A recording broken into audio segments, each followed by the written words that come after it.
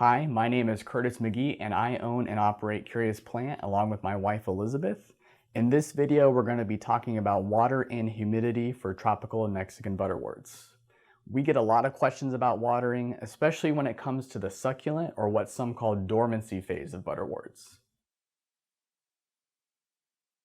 The key with tropical and Mexican butterworts is not to overwater.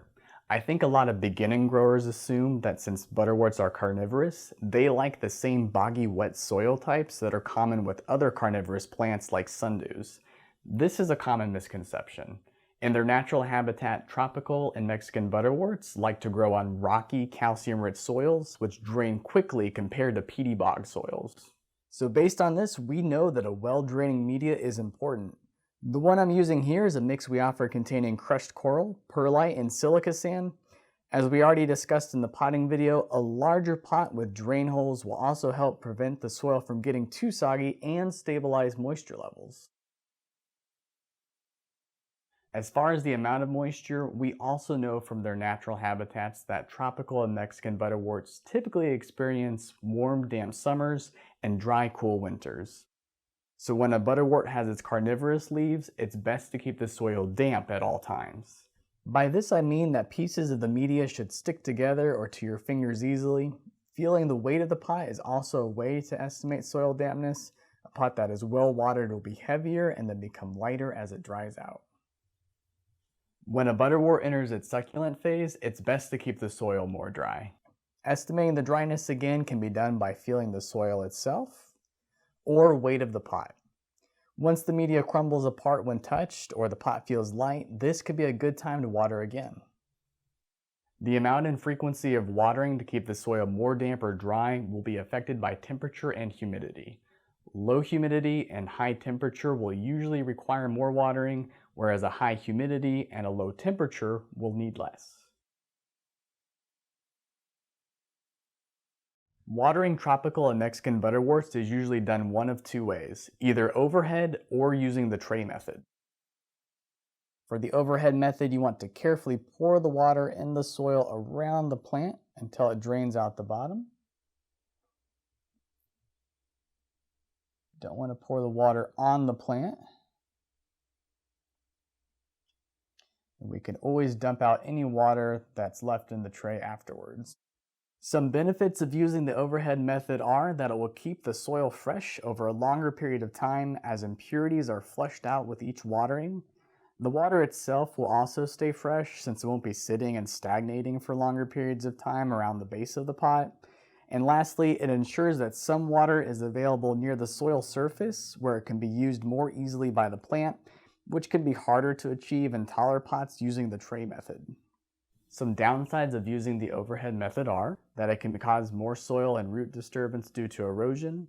It can be harder to maintain a consistent moisture level, and the soil will likely also need to be watered more frequently.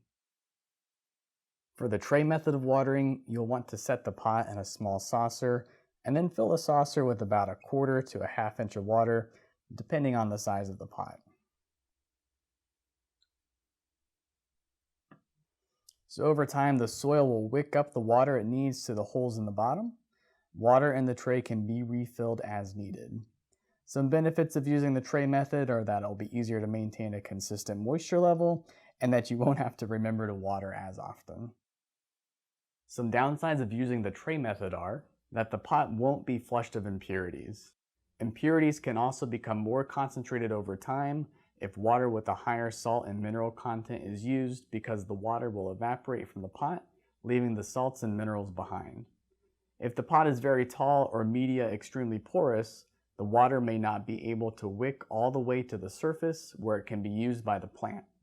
Lastly, stagnation is always a possibility anytime there is standing water. So there's a quick run through of watering methods.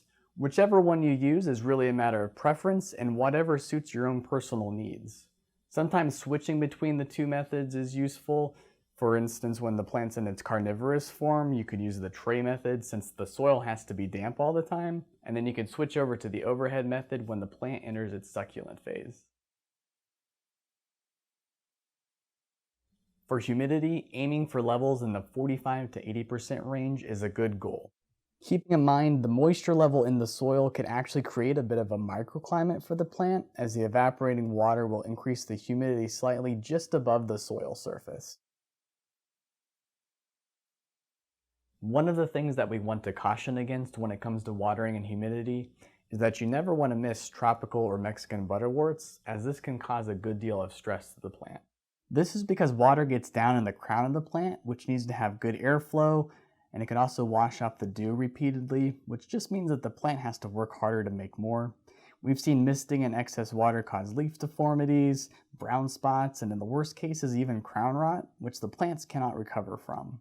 So when it comes to watering and humidity, it's best to rely on the other methods we've covered rather than misting. And there you have it. I hope that you found this video on watering and humidity to be helpful. Be sure to check out our other videos on tropical and Mexican butterwort care, along with other resources at our website, CuriousPlant.com.